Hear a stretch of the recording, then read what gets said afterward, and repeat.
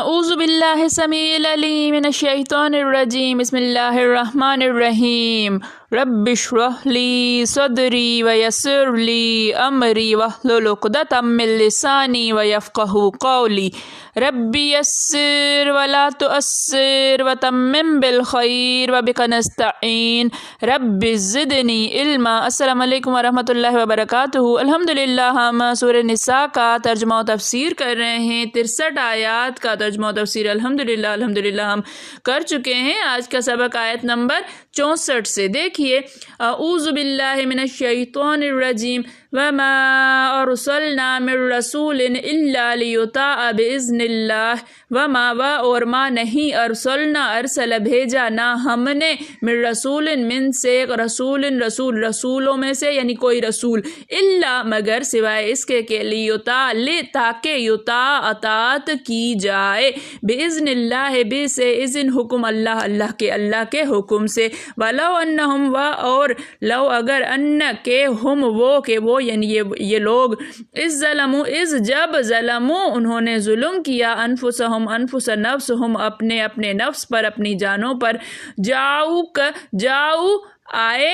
آتے ہیں کہ آپ کے پاس آتے فاستغفروا پس استغفروا وہ بخشش طلب کرتے وہ بخشش چاہتے اللہ سے واستغفر اور استغفر مغفرت طلب کرتا لہم کے لیے ان کے لیے رسول لوجدوا ضرور وجدوا وہ پاتے اللہ کو توابن توبہ قبول کرنے والا رحیمن مہربان۔ اس کے اندر ہم دو ترجمے کر سکتے ہیں، ایک یہ کہ ماضی کا ترجمہ کریں گے کہ اگر وہ ایسا کرتے، دوسرا یہ کہ ایک حکم دیا جا رہا ہے کہ ان کو ایسا کرنا چاہیے۔ وما ارسلنا من رسول الا لیطاع باذن اللہ اور ہم نے کوئی رسول نہیں بھیجا مگر یہ کہ اس کی اطاعت کی جائے باذن اللہ کے حکم سے۔ ولو انہم اذ ظلموا انفسہم اور اگر یہ لوگ اپنی جانوں پر ظلم کر بیٹھتے ہیں جاؤک آپ کے پاس آئیں وہ آپ کے پاس آتے فاستغفروا پھر بخشش چاہتے اللہ سے پھر اللہ سے بخشش طلب کریں پھر اللہ سے بخشش طلب کرتے چاہتے واستغفر اور مغفرت طلب کرتا لہم کے لیے ان کے لیے رسول بھی لوجد اللہ توابا رحیما تو ضرور وہ اللہ کو توبہ قبول کرنے والا رحم کرنے والا پاتے۔ اور ہم نے جو پیغمبر بھیجا ہے اس لیے بھیجا ہے کہ اللہ کے فرمان کے مطابق اس کا حکم مانا جائے، اور یہ لوگ جب اپنے حق میں ظلم کر بیٹھے تھے اگر تمہارے پاس آتے اور اللہ سے بخشش مانگتے اور رسول اللہ بھی ان کے لیے بخشش طلب کرتے تو اللہ کو معاف کرنے والا اور مہربان پاتے۔ فلا وربک پس لا نہیں واو قسمیہ ہے، یہاں پر قسم ہے ربک تمہارے رب کی، پس قسم ہے آپ کے رب کی۔ لا یؤمنون لا نہیں یؤمنون وہ مومن ہوں گے، وہ ایمان نہیں لائیں گے، وہ مومن نہیں ہو سکتے حتیٰ یہاں تک کہ جب تک کہ یحکموا وہ منصف بنائیں کا آپ کو فی میں جو اس میں جو شجر جھگڑا اٹھے بینہم بین درمیان ہم ان کے ثم لا یجدوا پھر لا نہیں یجدوا وہ پائیں پھر وہ نہ پائیں فی انفسہم فی میں انفس نفسہم اپنے نفسوں میں اپنے دلوں میں حرجن کوئی تنگی پھر اپنے دلوں میں کوئی تنگی نہ پائیں مما قضیت من سے ما جو اس سے جو قضیت آپ فیصلہ کریں فیصلہ آپ فیصلہ کریں ویسلمون اور یسلموا وہ تسلیم کرے تسلیمہ خوشی سے وہ خوشی سے اس کو تسلیم کریں۔ فلا وربک لا یؤمنون پس قسم ہے آپ کے رب کی وہ مومن نہیں ہوں گے حتیٰ یحکموک فیما شجر بینہم یہاں تک کہ وہ آپ کو منصف بنائیں اس میں جو جھگڑا اٹھا ہے ان کے درمیان، ثم لا یجدوا فی انفسہم حرجن، پھر وہ اپنے دلوں میں کوئی تنگی بھی نہ پائیں، مما قضیت، اس سے جو آپ نے فیصلہ کیا، جو آپ نے فیصلہ کیا ہے اس کے بارے میں اپنے دلوں میں کوئی تنگی نہ پائیں، وَيُسَلِّمُوا تسلیما، اور خوشی سے تسلیم کر لیں۔ تمہارے پروردگار کی قسم، یہ لوگ جب تک اپنے تنازعات میں تمہیں منصف نہ بنائیں اور جو فیصلہ تم کر دو اس سے اپنے دل میں تنگ نہ ہوں بلکہ اس کو خوشی سے مان لیں، تب تک مومن نہیں ہوں گے۔ دیکھیے کہ یہ آیت جو ہے وہ نبی کریم صلی اللہ علیہ وآلہ وسلم کی اطاعت کے بارے میں، کہ نبی کریم صلی اللہ علیہ وآلہ وسلم کی اطاعت، فرما برداری، تابعداری کتنی زیادہ ضروری ہے اور یہی نجات کی ضامن ہے۔ مطلب یہ ہے کہ ہر زمانے کے رسول کی تابعداری اور اس کی امت پر اللہ کی طرف سے فرض ہوتی ہے۔ منصب رسالت یہی ہے کہ اس کے سبھی احکامات کو اللہ کے احکام سمجھا جائے۔ حضرت مجاہد رحمۃ اللہ فرماتے ہیں بِإِذْنِ اللہ سے یہ مراد ہے کہ اس کی توفیق اللہ تعالیٰ کے ہاتھ ہے، اس کی قدرت و مشیت پر موقوف ہے۔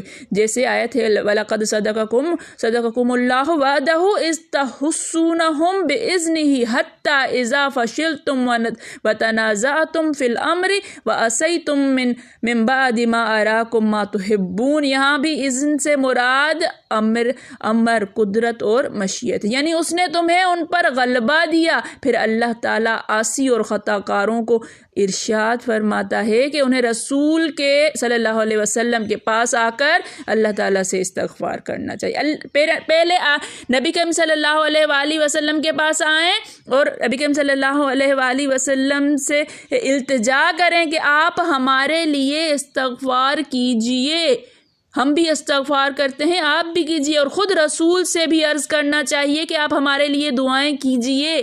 جب وہ ایسا کریں گے تو یقیناً اللہ ان کی طرف رجوع کرے گا، انہیں بخش دے گا اور ان پر رحم فرمائے گا۔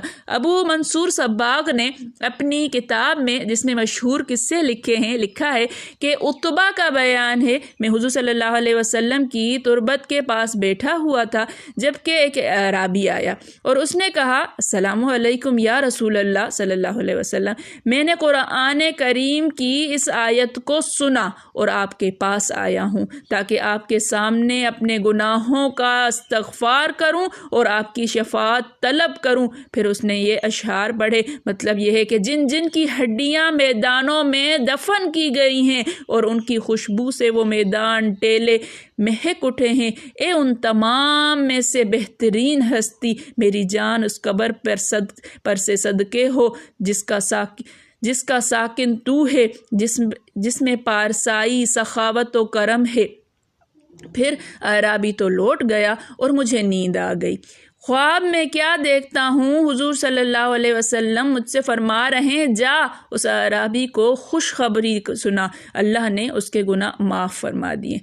یہ خیال رکھیے گا کہ یہ کسی حدیث کی کتاب کا واقعہ نہیں ہے، اس کی کوئی صحیح سند نہیں ہے، یہ خود اس انسان کے ایک کیا کہتے ہیں کہ اپنا تجربہ ہے، وہ اپنا خواب بیان کر رہا ہے۔ پھر اللہ تعالیٰ اپنے بزرگ و مقدس ذات کی قسم کھا کر فرماتے ہیں کہ کوئی شخص ایمان کی حدود میں نہیں آ سکتا جب تک کہ تمام امور میں اللہ کے اس آخر الزماں افضل تر رسول کو اپنا سچا حاکم نہ مان لے اور آپ کے ہر حکم، ہر فیصلے، ہر سنت اور ہر حدیث کو قابل قبول اور حق کے سرید تسلیم نہ کرنے لگے، دل کو اور جسم کو یکسر تابع رسول نہ بنا دے، غرض جو بھی ظاہر و باطن، چھوٹے بڑے کل امور میں حدیث رسول صلی اللہ علیہ وسلم کو اصل اصول سمجھے وہی مومن ہے۔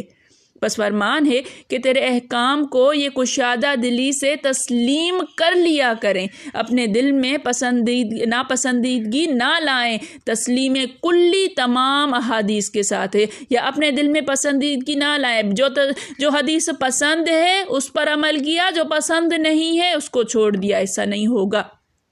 نہ تو احادیث کے ماننے سے رکیں، نہ انہیں بے اثر کرنے کے اسباب ڈھونڈیں، نہ ان کے مرتبے کی کسی اور چیز کو سمجھیں، نہ ان کی تردید کریں، نہ ان کا مقابلہ کریں، نہ ان کی تسلیم کرنے میں جھگڑیں۔